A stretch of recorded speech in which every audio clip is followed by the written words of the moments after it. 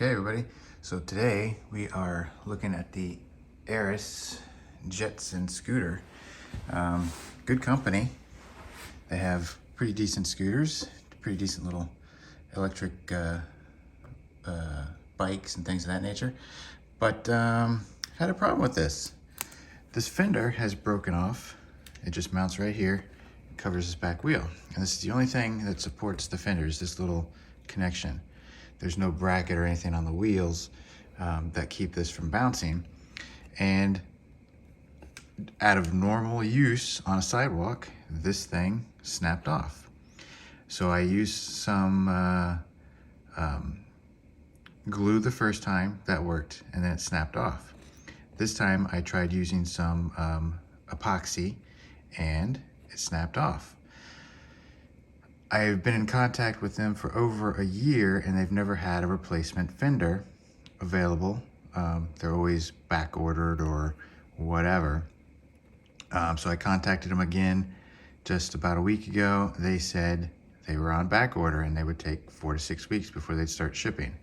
My guess is, you know, due to COVID or whatever.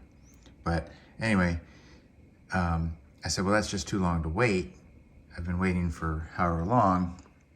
So they gave me some links to some third-party vendors that would probably carry a similar fender.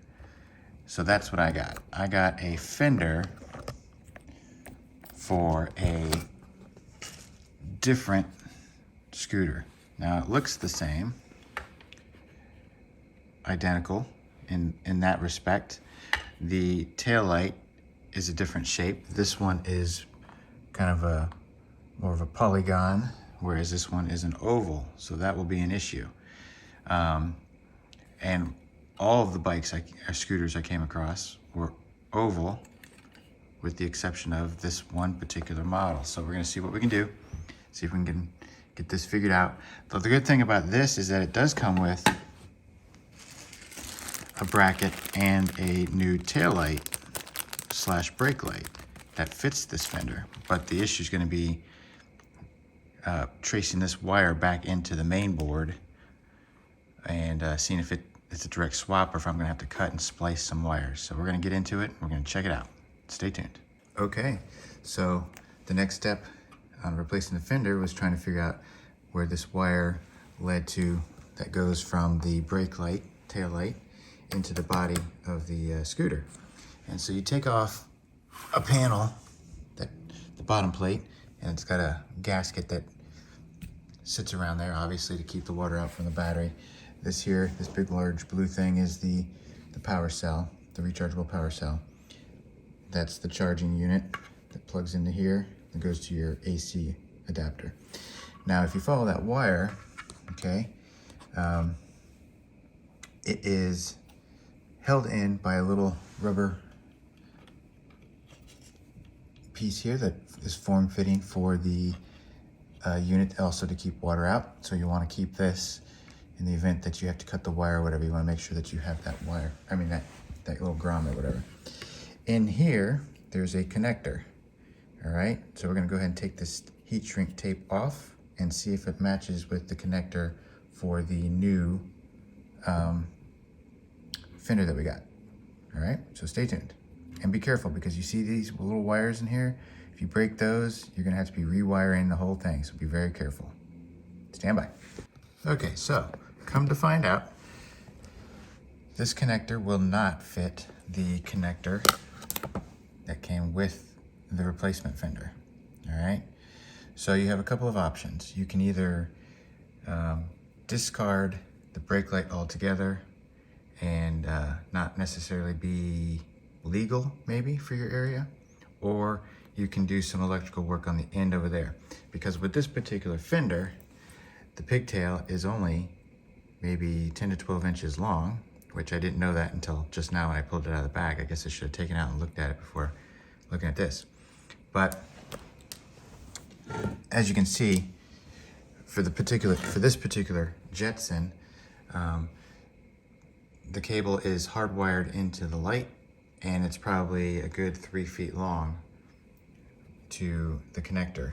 and obviously this won't work. So I will definitely have to be splicing in somewhere along the line to rewire the brake light, because I do want the brake light to work.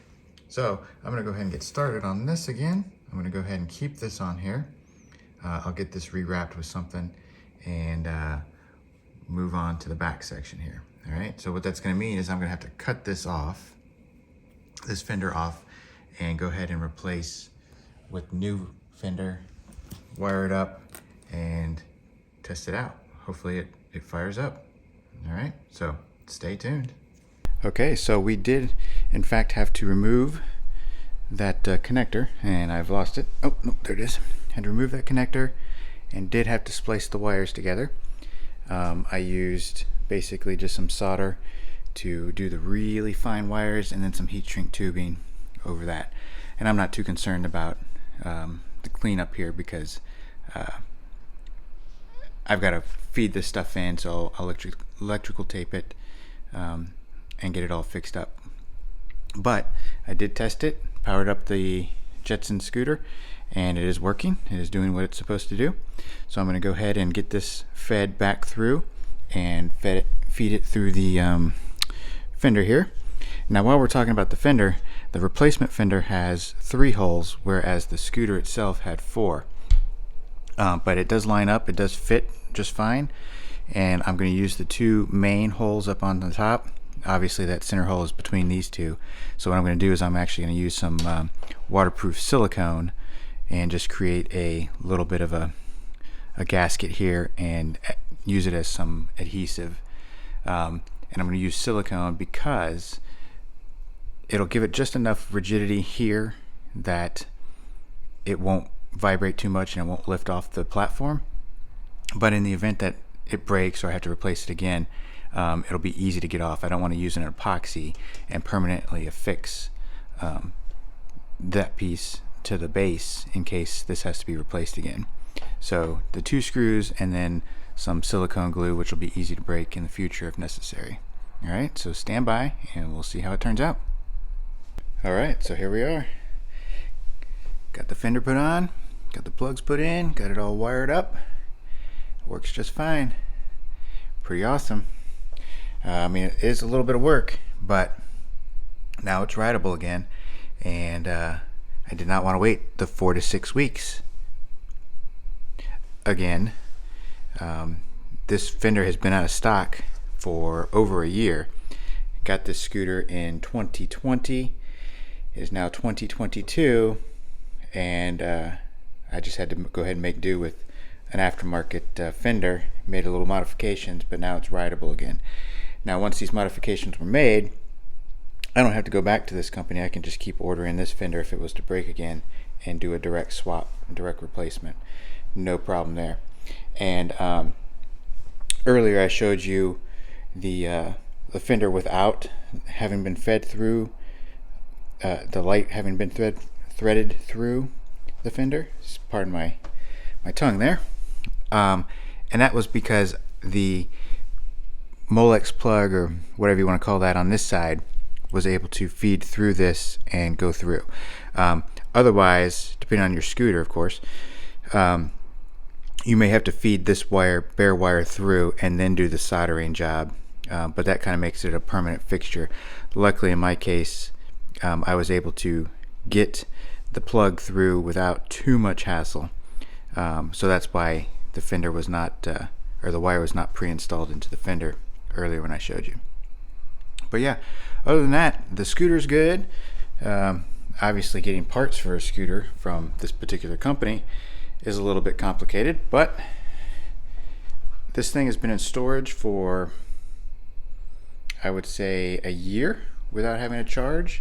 And the storage, obviously from Michigan, being out in the barn and everything, extreme cold temperatures. I went to go fire this thing up,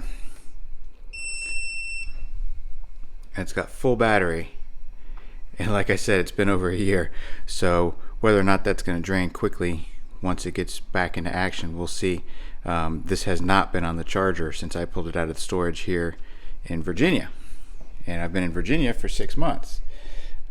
So you know, you're looking at a year and a half Still got a full charge on that battery that's in there. So, all right. Well, I just wanted to give you a little tutorial on using an aftermarket fender on your Jetson Eris scooter.